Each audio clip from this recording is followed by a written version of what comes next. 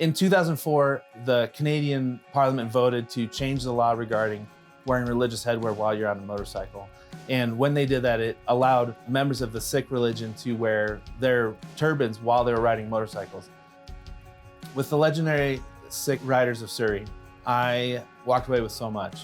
I've spent weeks with them, like riding on the back of their motorcycles and having meals with them and sitting with their families. And there was a moment where we were riding through Idaho and someone yelled Bin Laden. So later I was asking them about that and interviewing one of the guys, and he just said some beautiful things about how they handle when they're faced with conflict, that they don't assume the worst about the person, but they assume that they're in pain, and that's why they're lashing out. And there's this beautiful range behind him, and he was just saying these beautiful things, and then it started to downpour, like a huge flood, and I hopped on the back of one of the bikes and rode with them through this rainstorm, filming them doing what they love. It was a beautiful moment where I was like, this is the movie. Like, this is what the whole thing is about. This is why I'm traveling across the United States with these guys.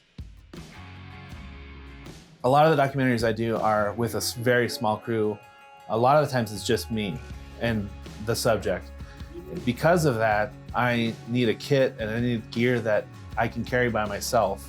The main camera we used on the Sikh documentary was a Canon C300 Mark II, and the lens that we used most of the time was the 18-80 COMPACT-SERVO.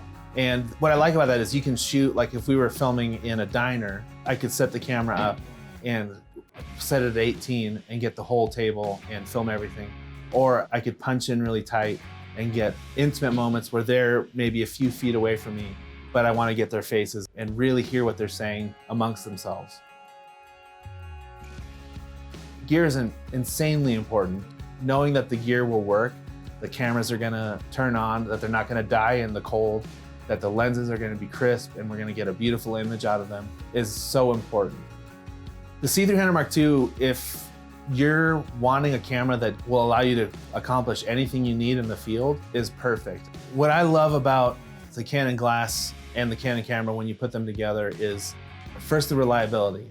I've taken them in -30-degree weather and it works perfect every time.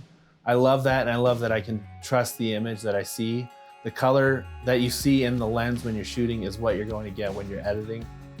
And I've never seen a Kodak with so much information in it, where I can just push the limits of what's possible with the colors and with the low light. There's a reason that when you shoot with other cameras, they have cheats to get to what's a Canon color, because it's hard to compete with what Canon does with a camera and with a lens.